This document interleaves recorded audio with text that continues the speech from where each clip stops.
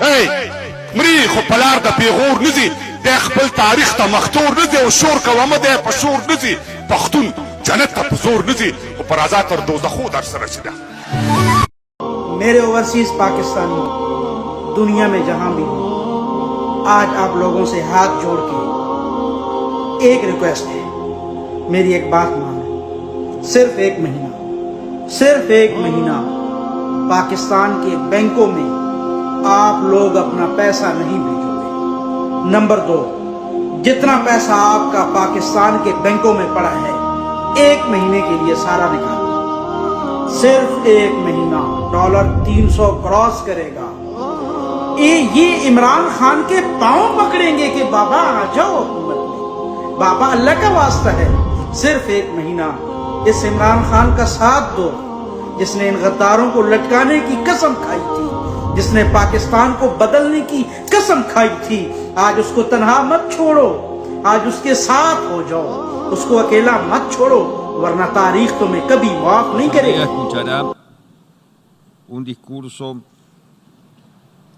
دا غلط خبرانه ده ټول صحافت ده چې څوک غدار دي دلته، ټول غداران ناست دي، ټول you Imran Khan آنسټ Bandeh O you Imran Khan چې نه په خپله څه جوړ کړي دي، نه ځان له نه کور نه څه.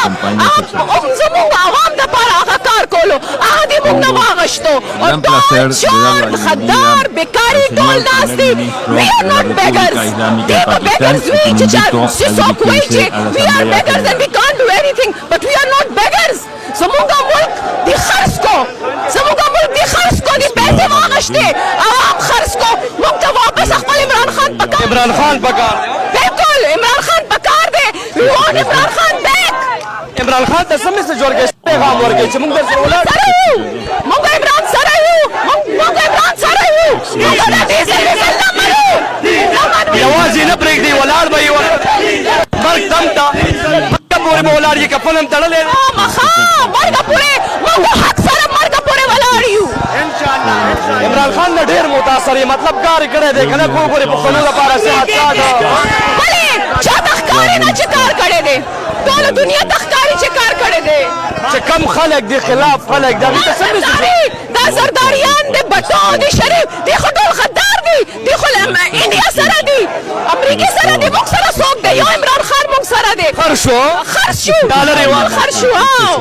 ڈرتے ہیں پٹھان سے، پٹھان سے ڈرتے ہیں کہ وہ ریٹیلیٹ کرے گا. ریٹیلیٹ تو وہ کرے گا، اس کے خلاف سازش ہوئی ہے. اقبال نے کہا تھا ساری دنیا کے خلاف اعلان جنگ میں کر بیٹھا ہوں. ساری دنیا کے خلاف اعلان جنگ. جنرل حمید گل کا ایک خطاب کا قول، جب بھی پاکستان میں کوئی ایسا سربراہ آیا اور اس نے امریکہ کی لائف لائن بند کی تو آپ دیکھ لیجئے گا کہ پاکستان میں موجود اسرائیل کے تمام ایجنٹ اکٹھے ہو جائیں گے. پاکستانی عوام نے 72% نے کہا ہم امریکہ کو اپنا دشمن سمجھتے ہیں. ان 72% آدمیوں کو کھڑا کر لیں اور کاشتکاروں کو اور ایکس سروس مین کو، تو عمران خان فیئر الیکشن میں 2/3 میجارٹی لے.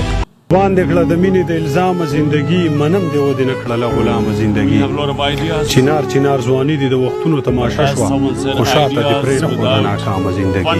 وطن په وطن سر شوې خو سکون دې پیدا نه کو، په سختو کې دې تېره کړه تمامه زندگی. آپ کو پتا ہے کہ اس دنیا کا سب سے اسٹوپڈ انسان کون ہے؟ اس اسٹوپڈ انسان کو گھر والوں نے رکھا کہ بھائی تمہارا کموڈ فکس کر دے. اس بندے نے کموڈ دیوار میں فکس کر دیا، زمین میں فکس کرنے کے بجائے. اور جب اس سے پوچھا گیا کہ بھائی جاہل انسان اس کو استعمال کیسے کرتے ہیں، ان کو بتا رہا تھا کہ بھائی اس کو ایسے کھڑے ہو کے. لیکن آپ کو ایک مزے کی بات بتا رہا ہوں، یہ جاہل انسان بھی پہلے نمبر پہ پتا ہے کون لوگ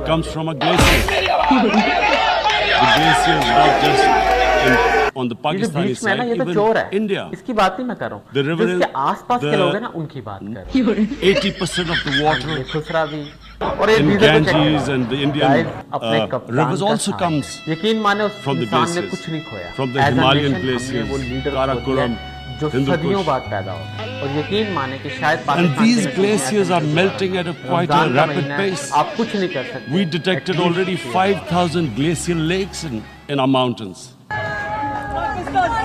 And if this keeps going, if nothing is done, we are scared that humans are facing a huge catastrophe. In my country, when my party came to power in the province of KP, we planted 1 billion trees in 5 years. Now we've set ourselves a target of 10 billion trees in Pakistan.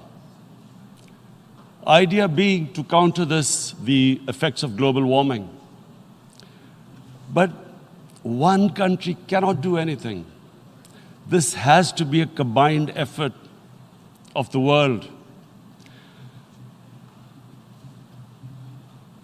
My optimism comes from the fact that humans, the Almighty has endowed humans with great powers. We can do anything, provided our survival instinct is stirred up. And this is really what I hope that the United Nations will take a lead in this. There must be more emphasis. Richer countries must be pushed. Countries that are responsible for, mainly are responsible for greenhouse gas emissions. They must be pushed because our country contributes minuscule amount to greenhouse gases. So I feel that the United Nations must take leadership in this. My second issue for me right now is even more critical. Mr. President, every year, billions of dollars leave the poorer countries and go towards rich countries. Billions of dollars siphoned off by the ruling elites of the developing world. And they find their way into Western bank accounts, offshore accounts, tax havens, expensive properties hidden behind companies bought in Western capitals. Mr. President, this is devastating the developing world. This is causing more poverty, deaths. It's impoverishing the developing world. The difference between rich and poor countries is growing because of this. Money laundering, which happens because money leaves the poorer countries into rich countries, is not treated the same as, for instance, money from drugs or terror financing.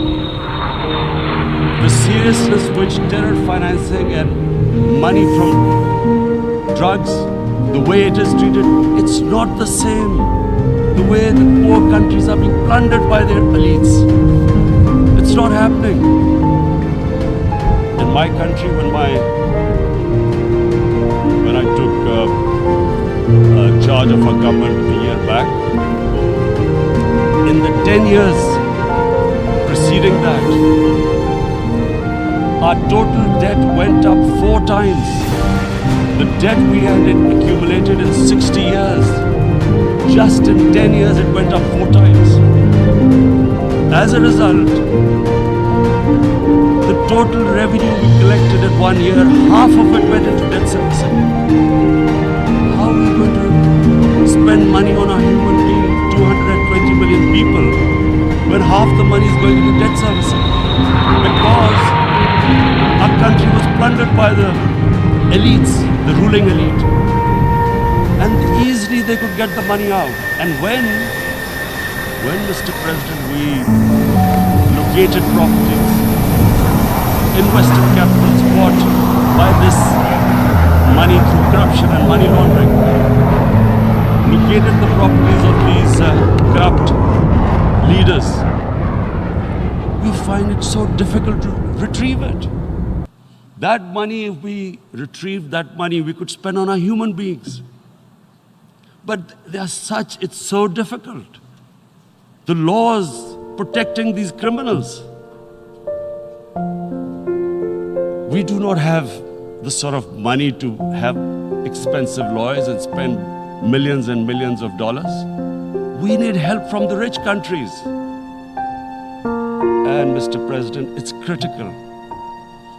The rich countries must show political will. They cannot allow this to happen. How can the poor countries spend money on human development, which the United Nations asks, SDG. How are we going to do it when this money can easily leave our countries? So,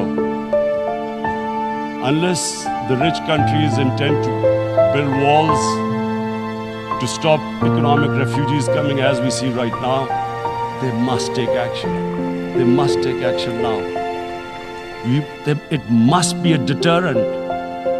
Corrupt ruling elites should not be able to take money out easily and park it into foreign bank accounts and into these properties abroad. And I never understand why do we have these tax havens? Why is this allowed? Why shouldn't rich people pay taxes? Why is it legal to have these tax havens where you have these secret accounts? Because, world is changing. The population of the world is growing. Sooner or later, you're going to have a crisis. If the poor get poorer and the rich get richer, there is going to be a crisis sooner or later. So this is my second point. I hope that the United Nations takes a lead in this. It involves the IMF, the World Bank, Asian Development Bank. They must find a way of stopping this plunder of the developing world. My third point is Islamophobia. There are 1.3 billion Muslims in this world. There are millions of Muslims living in other countries, European countries, in the US as minorities. Islamophobia since 9/11 has grown at a pace where it is alarming. Human communities live together. There should be understanding amongst them. But Islamophobia is creating a division. Muslim women wearing hijab, it's become an issue. It's become an issue in some countries. Hijab is some sort of a weapon. A woman can take off her clothes in countries, but she can't put on more clothes. How is this happening? Because of Islamophobia. And how did this Islamophobia start? After 9/11. And why did it start? Because certain Western leaders equated terrorism with Islam. Islamic terrorism. Radical Islam. What is radical Islam? There is only one Islam, and that is the Islam we follow of Prophet Muhammad sallallahu alaihi wasallam. There is no other Islam. Radical Islam, Islamic terrorism, what message did they send to people in the West? And why is there Islamophobia? How is a person in New York, in the Midwest, in the US, in European capital, how is he going to distinguish between who is a moderate Muslim and who's a radical Muslim?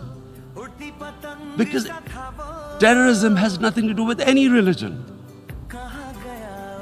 This Islamic terrorism, Islamic radicalism, and sadly used by leaders, this has been the main reason for this Islamophobia. And it has caused pain amongst Muslims. We in Muslim countries watch this Islamophobia traveling abroad, and it's getting worse. And may I just say, Mr. President, that in European countries, it is marginalizing Muslim communities. And we all know that marginalization leads to radicalization. Some of the people who ended up as militants in Syria and other places were from marginalized Muslim communities. And my point here is that we must address this issue. I'm sad to say that we Muslim leaders have not addressed this issue either. After 9/11, when this thing came about war against radical Islam, rather than Muslim leaders trying to explain to the West that there is no such thing as radical Islam, in all human communities, they are radicals. They're liberals and rest are moderate. All human communities, Christians, Jews, everyone has it. But Islam is not radical. Neither Judaism, neither Christianity, neither Hinduism. No religion preaches radicalism. The basis of all religion is compassion and justice, which differentiates us from the animal kingdom. But unfortunately, the Muslim leadership was so scared of being called radical Islam that all of them became moderates. In Pakistan, we were in the eye of the storm, and our government coined a phrase called enlightened moderation. No one knows what it meant, but everyone started putting on Western suits that they were moderates, started speaking. Even those who didn't know English would speak English because they were moderates. No one had a clue what it was, because we in the Muslim world did not explain to the West that there is no such thing as radical Islam. One of the reasons why after 9/11 Islam was supposed to be equated with terrorism was suicide attacks. Because the 9/11 bombers did a suicide attack, all sorts of theories came up that the Muslims are involved in suicide attacks because